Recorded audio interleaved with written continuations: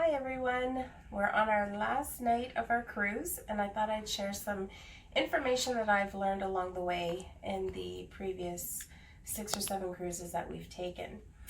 And one thing that I will not travel without, especially going on a cruise, but I tend to take the travel outlets with me, even at for resort vacations, but especially for cruises, there are not a lot of outlets available. So depending on how many people are sharing a stateroom, you may not have enough places to charge all of the things that we need to charge: phones, computers, toothbrushes, and just general plugins are not available. So my recommendation is that you travel with these charging essentials.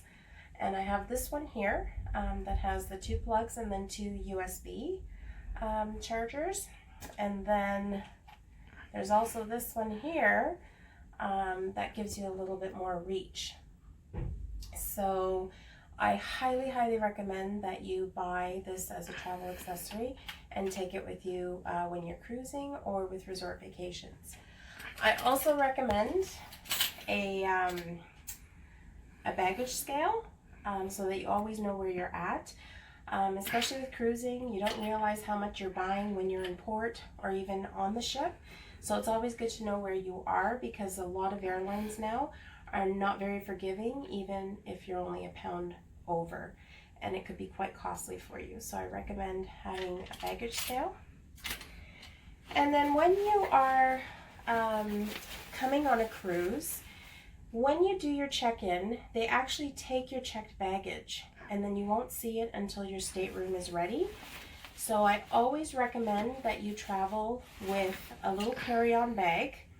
You can have your bathing suit in there, any medications, anything that you would need for a few hours between checking in and getting into your stateroom and having access to your luggage. So always have a little carry-on available with you when you check into your cruise. And then for packing, I love cubes, but I especially love these compression cubes.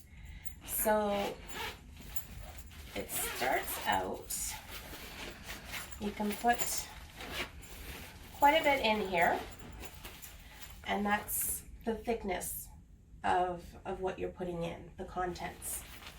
And now you compress it, and you don't need a vacuum. It's just a second zipper.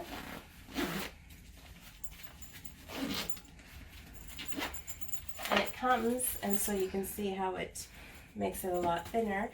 And it comes in different sizes. So we use different bags for your undergarments. We have our day clothes. We have formal wear. So we have these cubes that are specific to the type of clothing, just so we know exactly what we're packing and we schedule accordingly. And my last little tip would be to ensure that you are checking the dress code of the restaurants where you're going to. Whether it's a cruise or an all-inclusive vacation, oftentimes for some of the a la carte restaurants, there is a dress code for men where they have to wear long pants and closed-toed shoes. So really important for you to check and see what the dress codes are to ensure that you're packing accordingly so that you're not turned away from any restaurants. And we will be back with more hints and tips for traveling. I hope you have a wonderful day.